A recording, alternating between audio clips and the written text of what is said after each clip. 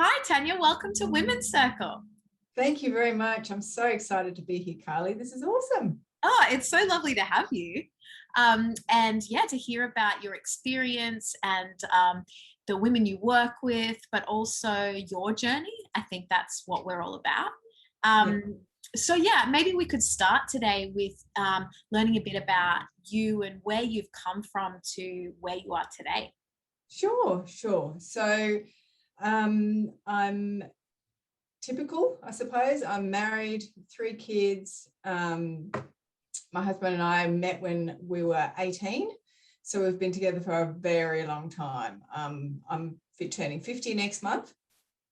And so my life was pretty, average. Like when I was 18 and we met, like within 3 weeks, we were talking about having kids and getting married. And that was my goal in life, was to get married and have kids. And once I'd achieved that absolutely amazingly lofty goal, I was like, oh God, is this it? Like I was miserable. I was absolutely miserable. On the outside, it looked like I had everything. I was, husband, 3 kids, dog, nice house, job, all that sort of stuff. But internally, I was so lonely and I was so unhappy.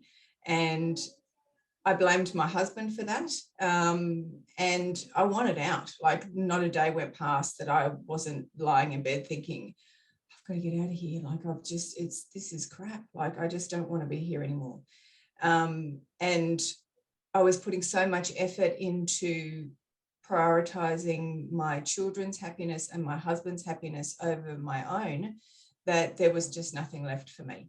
Yeah. And I was in the frame of mind where I thought, well, this is supposed to be an exchange. It's supposed to be a two-way street.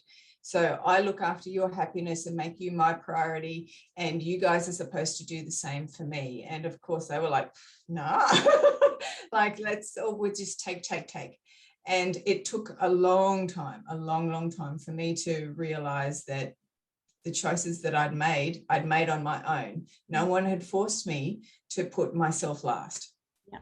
And no one had forced me to make my happiness the lowest priority. And so once I was able to acknowledge that and claim responsibility for that, then everything changed. And the biggest light bulb moment for me was, like, my husband's not the asshole that I thought he was. Mm-hmm. Like, it's not all his fault. Like, I have done this to myself. And, yes, he has let me, but like, why wouldn't he? Like, that's just a no-brainer. Of course, if you've got somebody, catering to every beck and need, you're not going to turn around and go, what can I do for you? You're just going to take it. It was just an unconscious agreement between the 5 of us that I would drop everything for everybody else. So that was a huge moment for me. And that was a real turning point for me, because I on my journey, that's a bit of a cliche word, but I was talking to so many mums at my kids' sport about,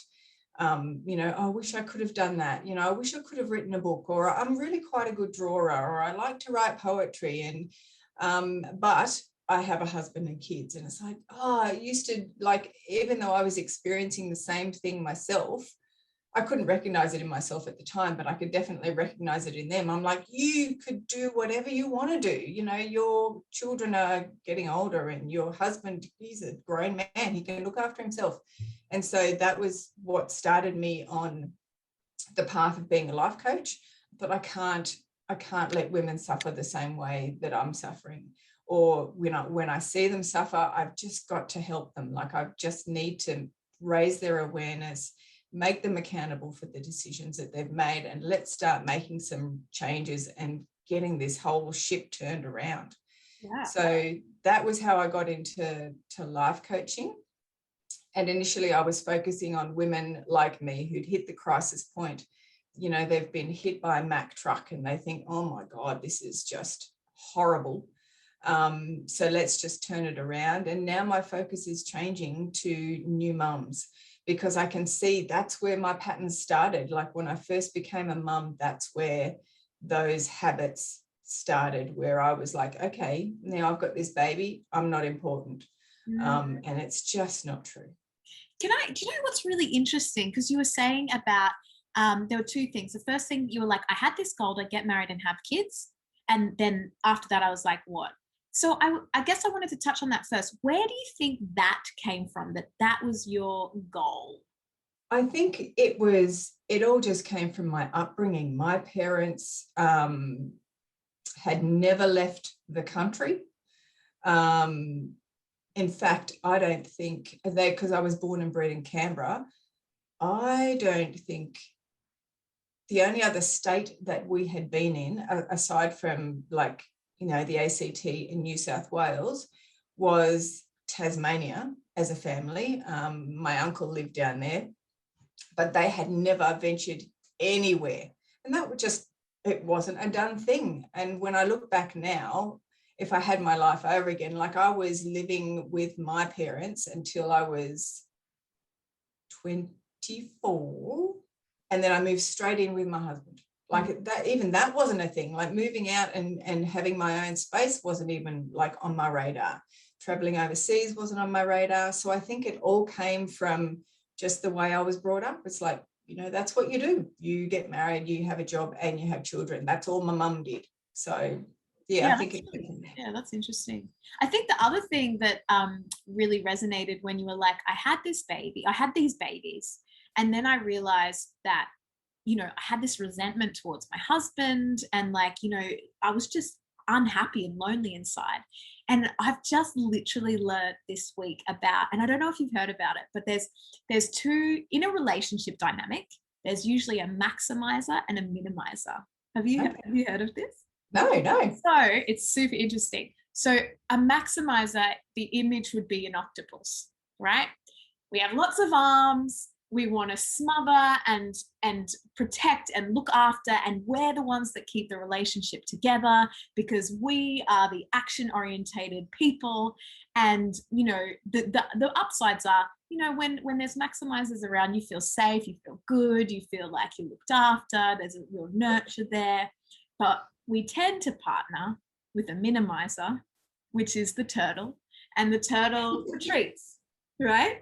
And so I just learned about this. It's amazing that the octopus is coming out with like, why won't you love me? I'm doing all these things. And the turtle's like, I just need to retreat and hide and become small because this person is much bigger energy than I am. Yeah. And we're very unconscious of it. But to just become aware, it made so much sense that you recognize for yourself where you're like, it's actually not him. Yeah. It's like, it's the combination of us together.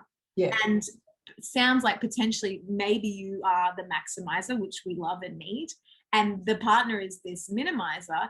And until you become conscious, it's this cycle of like, I'm giving you everything and you're just like retreating. And, does that resonate for you? Yeah, it does. It really does. Like when you were describing it, I can kind of relate to different aspects of both. Yeah. But yeah, definitely just the giving and the giving and the giving and the doing and the, and him just sort of sitting back and saying, yep, okay, this is all safe. I don't have to, I don't have to get out there. I don't have to do much because it's all being done for me. So definitely. Yeah, interesting. Okay, so you've gone along this life path. You've thought that your work might be in working with women that are kind of at your age, but now you've seen, no, actually it's the new mums, because this is where the quoted problems began for you. So could you elaborate on that and maybe outline what some of those things you recognize in new mums, because that will really help the audience. And I think the big challenge that I've got with new mums, and because I know I was in exactly the same boat, is not having that awareness. So they don't know what they don't know, and at that stage in my life I thought that was normal, like giving up every aspect of myself to look after this new baby. I thought that was normal. And so when your baby is born, and I'm sure you've experienced it as well, the love that you feel for that child is on another level. Like and that was the one thing that hit me when I had my first baby. I would, you know, for the first week, every time I looked at him, I would cry because I just thought, oh my God, like this baby is absolutely gorgeous. And the love that I felt for this child, I even said to my husband, I said, you've got no idea what I'm feeling for this kid. I said, you could jump in front of a bus and I'd be like, good, go, off you go. Yeah. But I would give up my life for this child. I said, I can't say the same for you. Like, it was just completely different. And so the things that I am on the lookout for with new mums is that loss of self, that belief that this baby is all there is now. And that whatever they had, you know, on their vision board or in their bucket list or, you know, in their journal that they wanted to do, they're willing to sort of say, you know what, that doesn't matter now. You know, I'm just all on this now until they're older, until they're, you know, and, you know, depending on the parenting styles of you and your partner, that might never happen. I know in my situation, I've got a 20-year-old and an 18-year-old, 2 boys, and then my 11-year-old daughter. And my 2 boys are absolutely useless. And my husband spoon feeds them everything. And that's an issue that we are dealing with at the moment. So, you know, for us, or for me, that cord still hasn't been cut. So I can see, you know, new mums doing this, falling into this trap. And so the stuff that I work on with them is being aware of their emotions and sort of, you know, how they're feeling, thinking, what actions they're taking based on those things, setting really healthy boundaries, because that was something that I never did, prioritizing themselves, even if it's only, you know, half an hour a day, an hour a day, to just work on the stuff that they want to do, not to just put it all aside and go, you know what, I'm gonna finish my degree later, or I'm gonna write that book later, or because later might never happen. Like, you know, you don't know what life is going to throw at you. And so it's just so important to keep those dreams alive.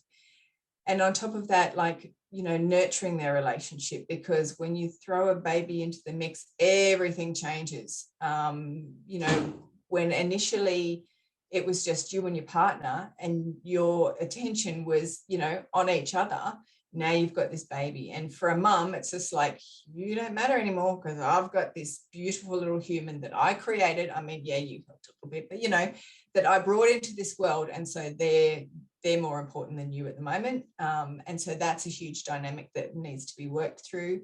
And then lastly is the raising good humans. Like, what kind of adults do we want these children to be? And where do we start, like, you know, bringing in the responsibility and the accountability and the independence and that sort of stuff. So that's sort of what I work on with them. Yeah, that's really great. And I wonder if we could touch more on boundaries, because I know from firsthand experience working with so many mums that this is like, boundaries, but like, you know, my in-laws are in my face, or this is, and it's like, well, what is a healthy boundary, and how do you, because a lot of us don't know our boundaries. We are enmeshed in our relationships so much as this giver, as this caretaker, that to make a boundary would make us selfish, and that's the worst thing in the world. So I wonder if you could talk to us more about healthy boundaries. How do you recognize them? How do you set them? How do you stick to them?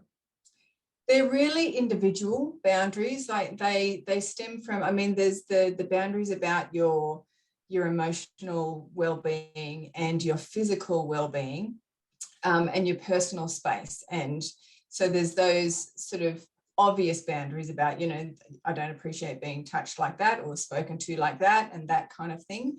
But boundaries also come from your values and beliefs. So I believe, for me, the first place to start working on your boundaries is boundaries with yourself, because you teach people how to treat you. So when it comes to your time, how you manage your time, the time that you dedicate to yourself as opposed to your children, and definitely the way you treat yourself, the way you speak to yourself, because what you will tolerate from yourself, you will tolerate from others, which was a huge thing for me, because I found, and even like some employers that I really got on with, if I stuffed up at work, they would say to me, I don't need to speak to you about that, because I know you've already done yourself over in your head a million times, haven't you? And I'm like, yeah, while you're talking to me, I'm sitting here thinking, you're an idiot, you're an idiot, you're an idiot. So recognizing healthy boundaries, creating healthy boundaries, it's a very personal thing. So for me, it's definitely comes from values. One of my highest value is integrity. I want people to do what they say, and say what they mean and mean what they say. And if they're going to do something, then don't tell me you're going to do it and not going to do it. I value honesty. So those are the sort of values that I start with, and that I work on, with my mums and with myself. Like, it's a constant, it's not sort of something that is set in stone and constant and stay. You need to be flexible, and they will change. And so a healthy boundary it's about making you feel safe and comfortable and heard, and teaching everybody in as gentle a way as possible where the line in the sand is. I like that you said, we will let people treat us the way we treat ourselves. And I think that really practical advice that you gave was, recognize within yourself and show up for yourself. And it might be like we spoke before we started recording around running. For me, like, it was never a priority. There was other things, I had to be there for my child, for my work, for everything else. And it's like, no, over 30 days, I committed to just showing up for myself in that small capacity. And look where I am now. It's become a habit. Yeah. And so, yeah, it's so much that, isn't it? It's sort of like, what makes you feel empowered and strong within yourself? That's a boundary, I guess. Yeah, absolutely. And they're habits. And even for me, like, one of the things that I love doing is meditation. But when I first started, I was like, 10 minutes, I can do 10 minutes. And I'd feel guilty. I'd be like, I really, maybe I'll just check on the kids, or maybe I'll just do this, or I'm sure there's like washing to put on or whatever. I would find excuses, because you feel selfish when you put your boundaries into place. You feel selfish, because it's just not something that you're used to. It feels really foreign. It's foreign for you, and it's foreign for your family. But when I first started, I would be sitting here in that chair behind me, and I would just, eyes closed and my music on, and I'm no word of a lie, everyone would walk in the door.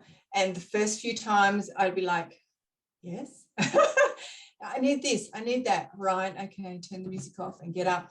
And then after a while, they would walk in, and I'd just sit there. I'm not going to acknowledge that you've walked in. And so then they would close the door. And now I'm like, I'm going to meditate, and nobody bothers me. Like, it's just until I walk back out again, no one bothers me. And I'm like, yeah. But even then, that was like, it's a lesson for yourself. It's not just a lesson for everybody else. Yeah. Teach yourself first. Totally. So with this idea of having a life coach in this like important phase of your life, I think, how do we speak to women about this not being a luxury? Yeah, that this is actually a form of self-care, and like, how do you kind of talk to them about that? Life coaching is still, it's a growing industry, but it's still gaining traction in the sense of like people being aware of what it is and what it can do. A lot of the time, I think people think sort of, well, if I need support, I can go to my family and friends. If I need more support, then I can go to a counsellor. So they're not quite sure how life coaching, fits into the equation. But you're right, it's definitely a sense of self, like it's a form of self-care. And what life coaches do that counsellors sort of don't do, counsellors sort of work on, all right, where did these issues start? Let's work through the past, let's work through your family history, and let's, get to the bottom of why you're where you are now. Life coaches are like, yep, okay, that's happened. Where are you now?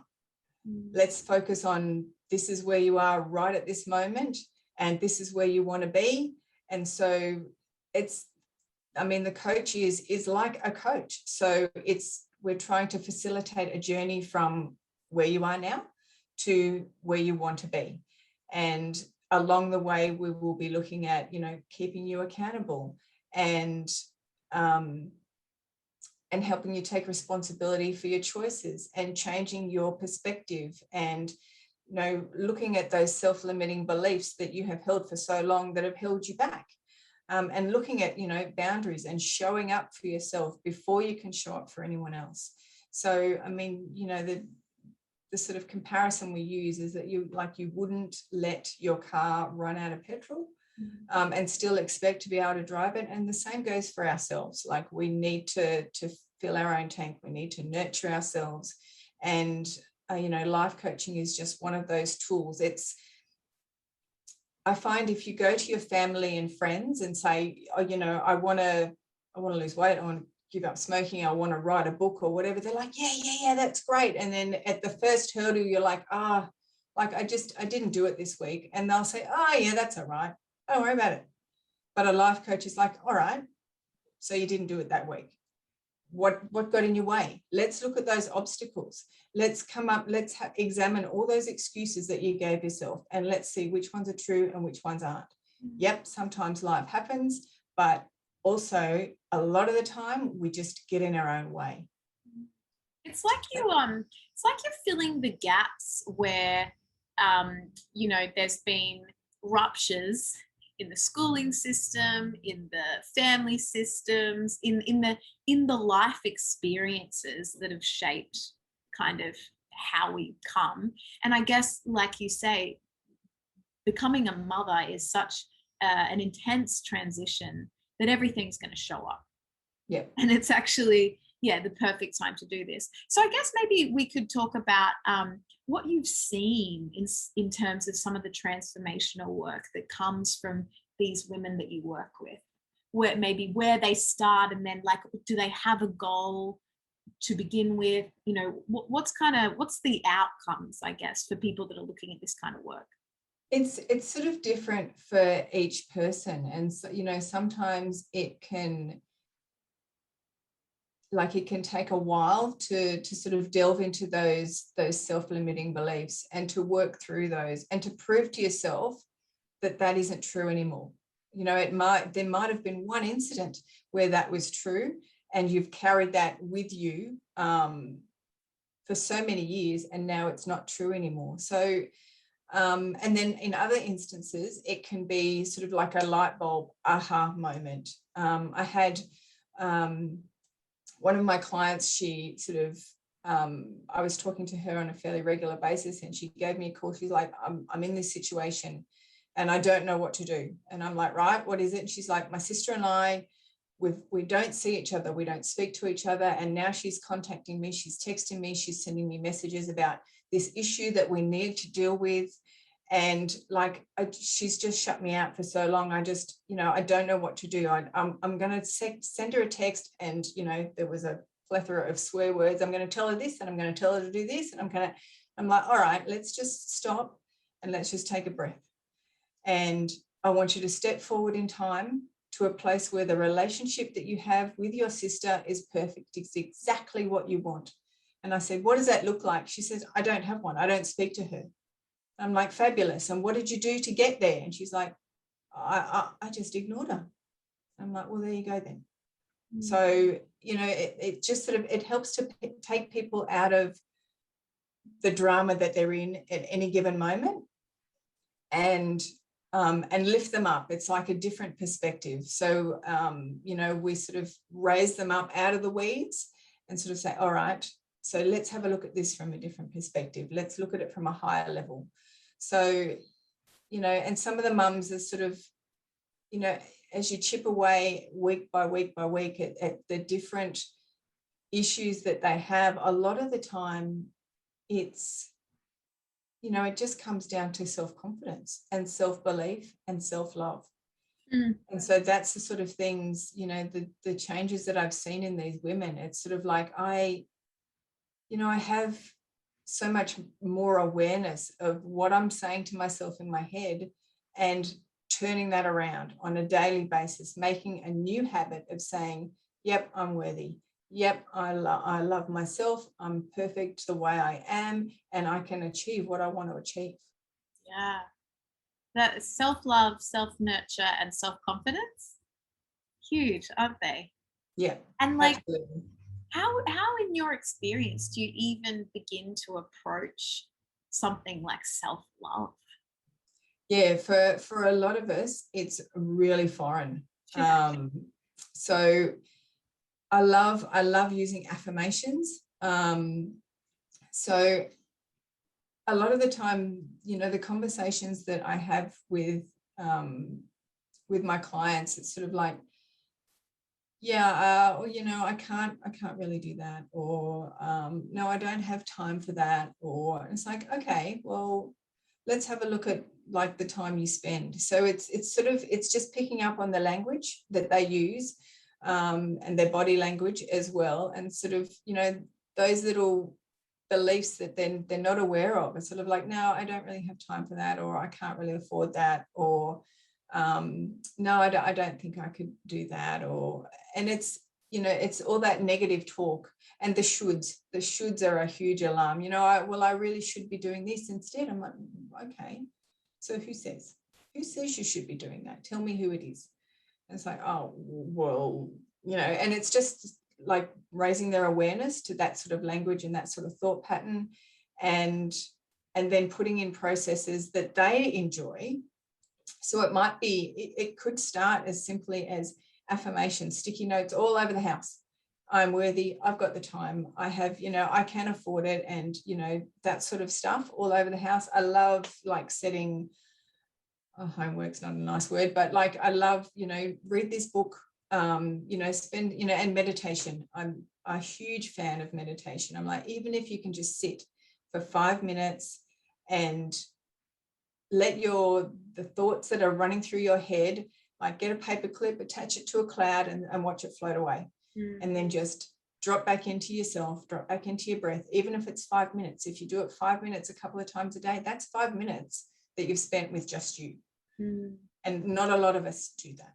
No, and I think, you know, meditation is something we've looked at certainly at Mama Got Skills, because we ran a 30-day meditation challenge on Instagram and had a good friend, Steve, actually facilitate these free 10-minute meditations every day. And, you know, there's a lot of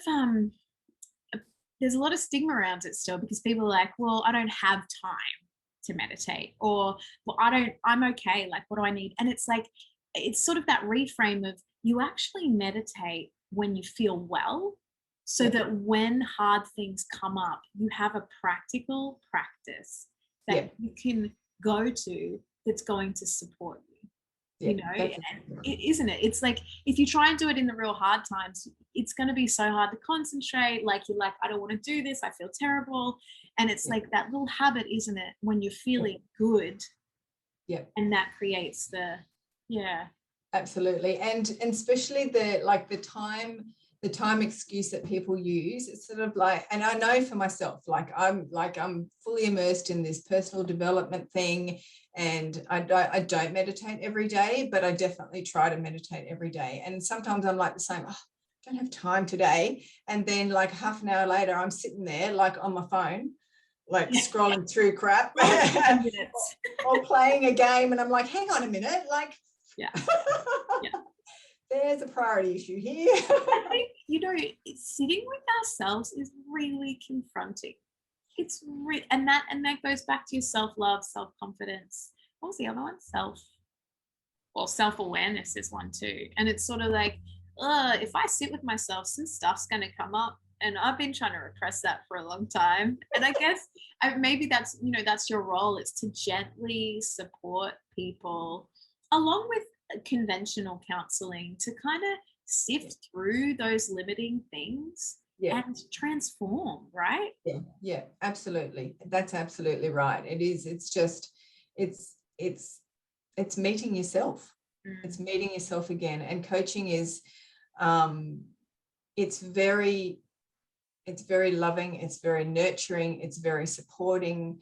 With me, the way I coach, you know, I swear like a trooper, and I'm more than willing to laugh at myself, and share my failures with my clients, and just like, I just, completely stuffed up, and I'll make a huge joke about it, and we'll have a laugh, and then in turn allow them to be able to laugh about themselves. It's like, we're all human, like we all, there is no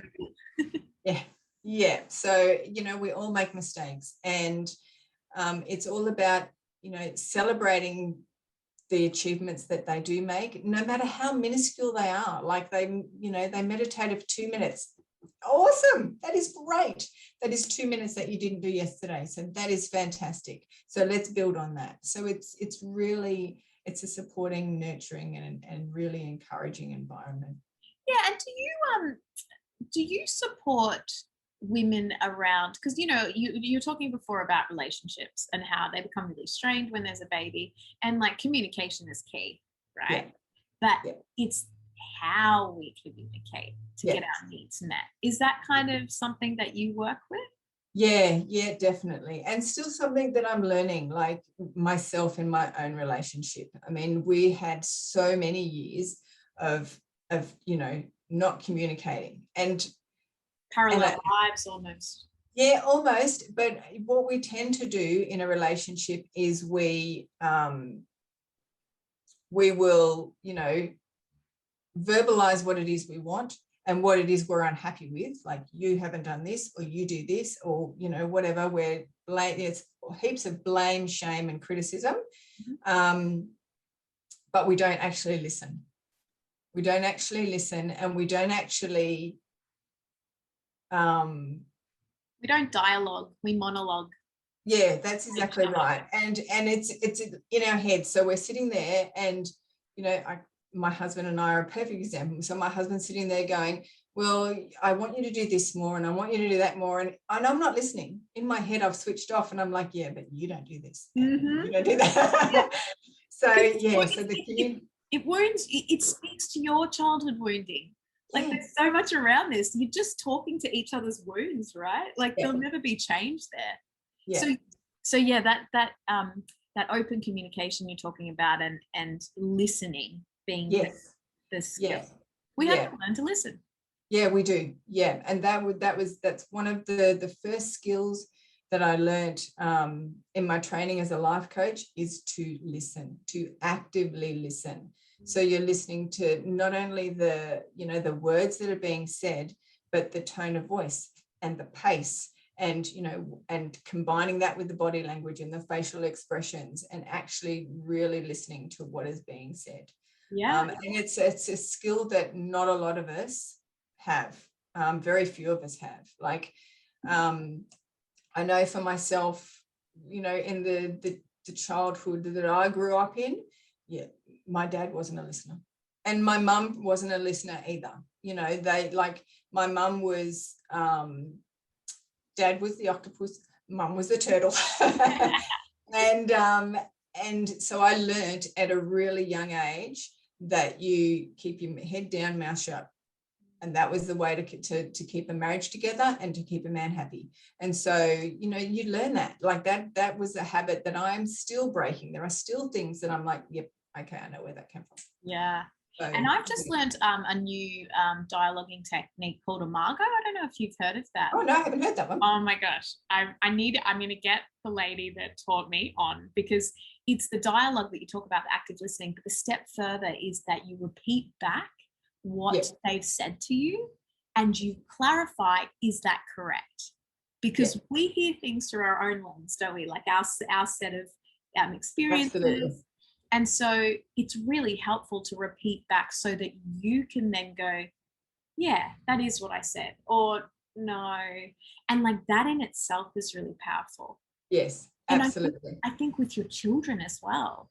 Yeah. So you can help them develop their sense of self, which we were talking about, self-worth, self-love. Does that? Yeah. Absolutely. Yeah, absolutely. And I can see myself, I do that with my daughter a lot, because my boys, they're off doing their own thing. And my daughter and I were still, school run every day. And it's the same with her. She'll say, this happened today, or I did this today, or I felt like this today. And I'm like, okay, explain that to me. Like, tell me exactly how that felt. What are you talking about? And so it's asking those questions, clarifying, making sure that you're both on the same page. Yeah, totally. Oh, so much. I was wondering if we could finish with you perhaps imparting some of the tools that you've found on your own journey to be really helpful doing this work as a woman and a mother. Yeah. So I think for me, the tools that I use the most is I'm just an avid reader. So I will read, anything and everything. Like I've got, a plethora of, personal development books, different mindset books, that sort of stuff. I love that sort of thing. And if I don't, because not all my clients are readers. So, it's just, I'll send them quotes, or I'll, take a photo of a page and go, I think this applies to you. Like, this is important. Affirmations, I really love. Like when I first started, I had post-it notes on, like in the mirror on the bathroom in the morning when I'm brushing my teeth, and it's like, no, you're not an idiot. So just those sorts of things. And I think the thing that really triggered me is getting into the habit of talking to myself the way I deserve to be, the way I wanted to be spoken to by other people. It's like, you can do this, like, and especially now when I'm sort of out there with, new people, different people that I haven't met before. I was super, super shy. And, I can picture a photo that was taken of me when I was like 19. I was at a work function and I was just like so hunched over. I was like, oh my God, I look like a 90-year-old woman because I was just trying to hide so much. And so, that talking to myself and the one thing that I say to myself a lot is, when I've got something that I'm really nervous about that I'm about to do, it's like, you're not going to die. Seriously, you are not going to die. Like tomorrow, it's all going to be over. And whether it went badly or whether it went well, you will wake up tomorrow. You will have a shower, you'll have breakfast, and your day will continue, and you will process and you will learn. And so I look at everything now as an opportunity to learn and not a failure. So the tools that I use for my clients are really the same. Like it's looking at, I love journaling as well. So I'll get them to, just answer 3 short questions like, what did you struggle with today? How did you overcome that? And what did you learn? And, how are you going to grow from that? How are you going to implement what you've learned tomorrow and the day after that? And, so I think I also find the other thing that like really powerful questions is what coaching is all about. And so some of the things that I'll ask my clients is, all right, so if your daughter came to you with that issue, what would you say to them? Or if you could have a conversation with your inner child, and here's this person who is desperately scared or lonely or unhappy or angry. I was angry a lot when I was, before I realized that it was mostly my fault. Like, what is it? Like, why are you so angry?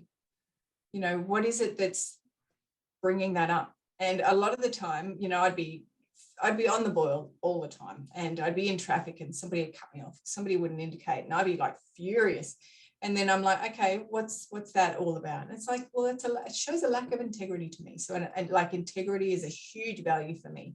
And I was attaching that to everybody, like, So yeah, so that's the sort of things I do. I love, it's just all about, raising their awareness. And so I'll send them messages in between coaching sessions. I'll send them a message and like, how you going? I thought, this quote I thought, would really apply to you. And just to sort of, it's just a constant thing. It's not like a coaching session and then there's nothing for the next week or two. It's like this constant stuff. Like, how'd you go today? What'd you get up to today? What were your wins for today? Let's celebrate something that you did today. Even if it was, sorry, being in question. Yeah, it sounds like a big all the time. Yep, all the time. Yeah, all the time. So. And something that perhaps the women that you work with, and I can resonate with this as well. We like to be asked questions. Yeah, like it's helpful. It's not always helpful for the masculine, perhaps, but for the feminine within. to be asked questions, to be heard. That's so asking questions to ourselves, that's huge. Yeah, that's exactly right. And the other powerful tool that I really love that I learned through my coaching studies is called the circle of excellence. And so when you're feeling lethargic and you're not motivated and you're down, or if you're anxious or afraid or whatever, you ground yourself, stand still, ground yourself, close your eyes, 3 deep breaths, and you imagine a time where you felt excited and joyful and powerful and empowered and so excited, and you had like you just achieved something amazing and you felt absolutely on top of the world. And you feel that and you breathe it in and you recognize where it appears in your body, and you just absolutely bathe in that. And then you open your eyes and you step out and you imagine that circle is still on the floor in front of you. You can see it. It's right there. And so in times where you're feeling anxious and you're feeling afraid, you just step into your circle and instantly you can just feel that energy, because you've just embodied it and you're like, yep, okay, I can feel it. I can feel that. I know what it's going to be like when I succeed. I know how I'm going to feel and how awesome it's going to be. So that's another tool that I really like. Great. I'll have to find that tool and link it so people can have a look. Yeah. Amazing. So how can people find you if they would like to work with you?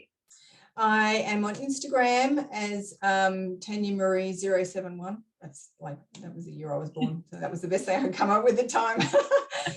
Tanya Maree Life Coach. I'm on Facebook, and I also have a website which is Tanya Maree Coaching. So yeah, I'm available all over, and email. My emails and everything are attached to my Facebook and Instagram and my website. So yeah, I'm definitely out there. And I've got a coaching package that I've got running at the moment, which is a 12-week, more than a mama, it's called, because I think that's what we are. We're more than mamas, and we don't realize it. So, we'll definitely link to that. That's really helpful. Yeah. Tanya, thank you so much for joining me today. Oh, thank you for inviting me. It was absolutely fabulous. Oh, it's been lovely to hear from you. And I think there's a lot of benefit in a lot of the things that you've said. Thank you very much. Thank you. I really appreciate it. It's awesome, Carly.